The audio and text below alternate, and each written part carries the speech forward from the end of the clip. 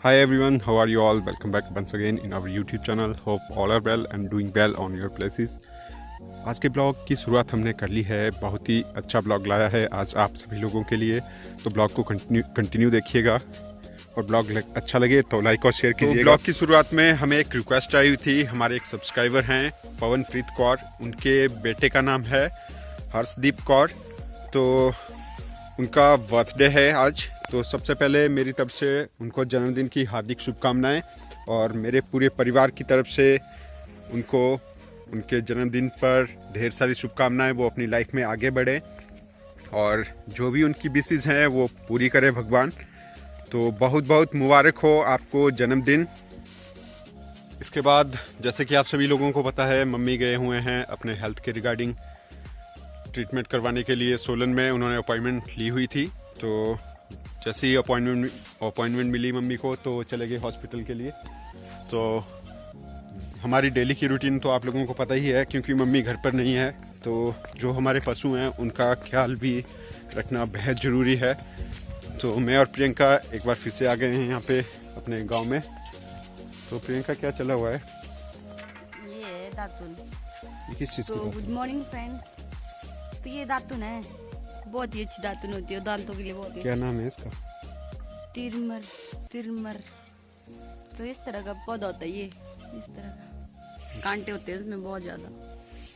तो फिर हम क्या करेंगे, इसको ऐसे काट लेंगे ना, और ये जो कांटे नहीं होते इसके, इसको निकाल देना है। और ये बहुत ही अच्छी होती है दांतों की दर्द के लिए भी, और बिल्कुल निःशुल्क होती है, इसका कोई भी पैसा नहीं लगता। हमारे यहाँ पे बहुत होती है तो हम इसका प्रयोग भी करते हैं। तो मुझे भी ये दिख गई तो मैंने सोचा क्यों ना अपने सब्सक्राइबर के साथ मैं इसको शेयर करूं। तो जब भी कोई पकौड़े वगैरह बनाते हैं ना, तो उसमें भी इसका पत्ता पड़ता है ये। तो इसमें दाने दाने होते हैं छोटे छोटे, लेकिन जब ये पक जाता है अच्छी तरह से तो फिर वो वाले दाने अगर आप दांतों के बीच में रखोगे ना और चबाओगे तो बहुत विक्स जैसा लगता है, जैसे हम विक्स ले रहे हो। तो इसमें मीट की तरह टेस्ट आता है और बहुत ही ज़्यादा तेज़ होती है ये, एकदम जकार होती है ना, जैसे जकार हमारी लोकल भाषा में बोलते हैं, तो उस तरह की जकार होती है और काफ़ी तेज़ होती है। दांतों की सफाई बहुत ही तगड़ी हो जाती है इससे, तो इस तरह और से बहुत ही फ्रेशनेस लगेगी आपको। कांटे निकाल देने आपको चाहिए। तो ये अगर किसी के दांत में पेन वगैरह होना तो उसके लिए बहुत ही अच्छी रामबाण औषधि है। तो हमारे रामदेव बाबा भी कई अपने घरेलू नुस्खे बताते हैं, तो वो भी इसका जिक्र करते हैं कई बार। तो हमारे यहाँ पे तो बहुत होता है ये। तो हमारे यहाँ पे तो इसको तिरमरा भी बोलते हैं, जैसे तिरमरा का पेड़। तो आपके साइड में पता नहीं क्या बोलते होंगे, लेकिन जो इसके पत्ते वगैरह हैं वो हमने आप लोगों को दिखा दिए। और कुछ इस तरह का पेड़ होता है ये देखिए, ये हैं इसके पत्ते और इस तरह से कांटे लगे हुए होते हैं इसमें। तो इस तरह से छील देने हैं ये, और फिर इस तरह से करना पड़ता है। फिर आप ऐसे मुंह में डाल के बड़े आराम से मतलब अपने दांतों की सफाई कर सकते हो। अभी जा रहे हैं हम अपने घास के मैदान की तरफ, और रास्ता कुछ इस तरह से, ये देख सकते हैं आप, बिल्कुल ही पतला रास्ता है। देखिए जितना पाँव का साइज है सिर्फ उतना ही है। बाकी दिखाता हूँ मैं अभी आपको। और बाकी अभी पीछे आप हमारे खेत देख सकते हैं, और बांस बहुत ज़्यादा है हमारे इस साइड पे। तो ये है वो रास्ता जो मैं बोल रहा था, बिल्कुल पाँव के साइज़ का है। देखिए ये देख सकते हैं आप, सिर्फ ओनली 2 ही पाँव आ रहे हैं, तो काफ़ी संभल के चलना पड़ता है। और ये जा रही है प्रियंका सामने, और ये सामने बहुत ही अच्छी वादियाँ हैं, ये भी आप लोगों के लिए मैं कैप्चर कर रहा हूँ। और कुछ लोगों ने जो धान की खेती के बाद धान निकाल देते हैं हम, उसके बाद जो घास बचता है, ये देखिए सूखने के लिए डाला हुआ है यहीं पे ही, तो बहुत काम आता है आजकल विंटर के टाइम में ये। तो ये है हमारा घास का मैदान जो हम ऑलरेडी आप लोगों के साथ शेयर कर चुके हैं। बाकी घास काट दिया है, तो आजकल कुछ इस तरह से दिखता है ये।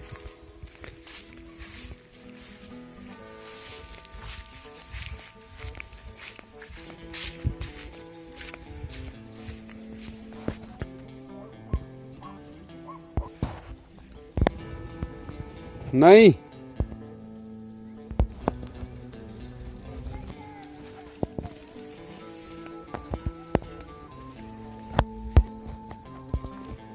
और ये हमारे पूर्वजों के टाइम से बना हुआ है। ये मेरी दादी जी ने बनवाया था।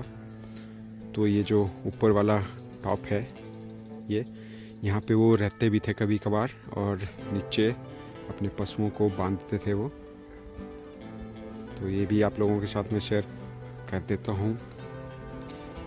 तो मिट्टी की ईंटें लगाई हुई हैं और काफ़ी प्यारा है देखिए। और अभी हमने पहुंचना है, आप लोगों को मैं बता देता हूँ। वहाँ पे ये जो लास्ट खेत जैसा है यहाँ पे, यहीं से घास वगैरह लेंगे हम।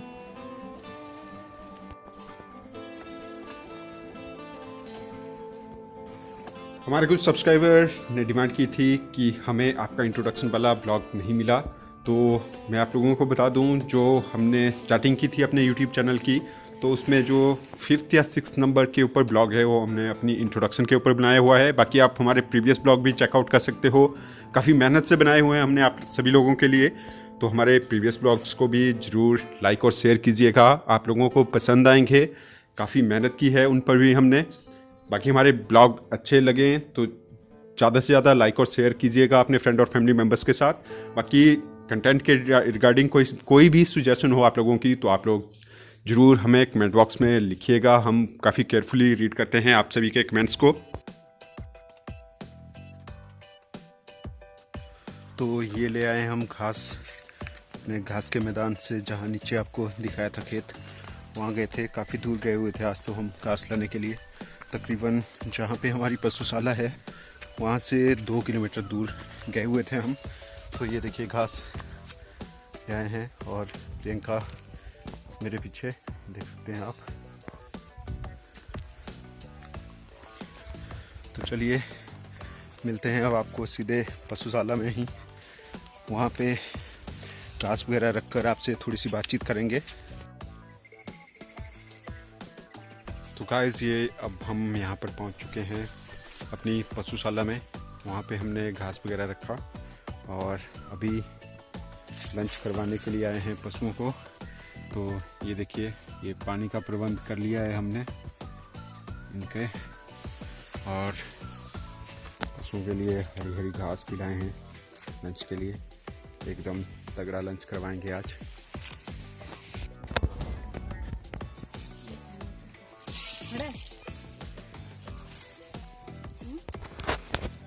तो जो हम घास लाते हैं पेड़ों से निकाल कर, उसका देखिए फ़ायदा मैं आप लोगों को बता देता हूँ।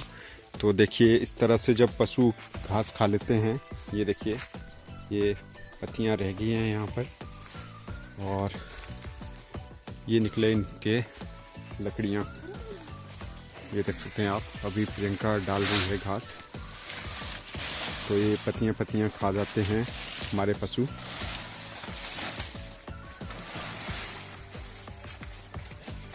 और इस तरह से सर्दियों के लिए लकड़ियाँ भी बन जाती हैं। ये देख सकते हैं रखे हुए हैं हमने।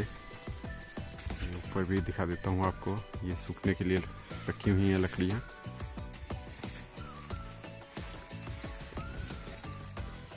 तो ये है हमारे गांव का इन्वायरमेंट और इस तरह का कुछ कल्चर है हमारा। बाकी कुछ कमेंट आते हैं कि आप लोग अच्छी एजुकेशन ली हुई है और ऐसे काम कर रहे हैं। तो देखिए अपनी अपनी मेंटालिटी होती है, काम कोई भी हो आने चाहिए, मेरी तो यही सोच है। बाकी एजुकेशन की बात रही तो एक ना एक दिन कामयाब हो ही जाता है इंसान, परिश्रम तो करना ही पड़ता है। बाकी बड़े से बड़ा बिजनेसमैन और मंत्री संतरी भी आप लोग देख सकते हो जो जिन्होंने पशु पाले हुए हैं। यहाँ तक मैं आप लोगों को बता दूं, जो हमारे IPS मंत्री हैं ठाकुर महेंद्र सिंह जी, उनके घर पे भी भैंसें हैं 2-3 और 2-3 गायें हैं। तो जब वो घर वगैरह में आते हैं तो अपने लाइजर टाइम में इस तरह से ऐसे काम करते हैं जो हम आप लोगों को दिखाते हैं। तो इसमें कोई बुराई की बात नहीं है, हर एक काम आना चाहिए इंसान को, शर्म महसूस नहीं करनी चाहिए किसी भी काम की। तो हार्ड वर्क करते रहो, फल की इच्छा मत करो। अच्छे काम किए हो तो फल एक ना एक दिन जरूर मिलेगा आपको। ब्लॉग की कर रहा हूँ यहीं पे एंडिंग आज। कल मिलते हैं न्यू ब्लॉग के साथ।